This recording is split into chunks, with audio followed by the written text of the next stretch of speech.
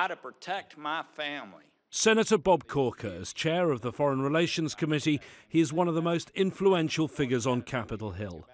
One of the most important powers Congress holds is to approve or block major arms sales.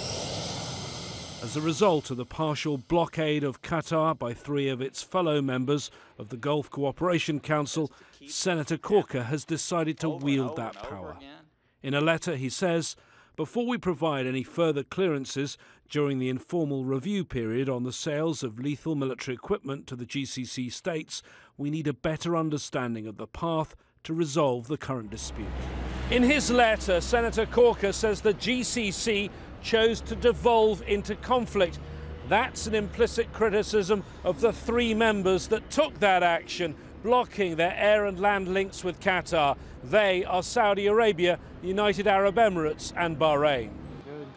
All the Gulf states receive arms from the US. The latest figures are for the years 2012 to 2015.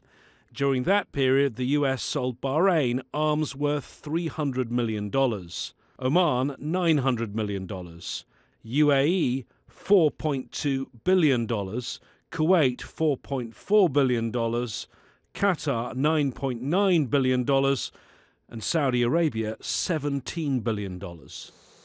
An agreement signed only last week to sell F-15 fighter jets to Qatar is now likely to be affected, but the country that will suffer most is certain to be Saudi Arabia.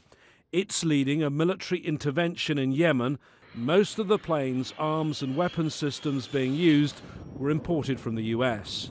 And on his recent trip to Riyadh, President Trump agreed arms contracts said to total $110 billion.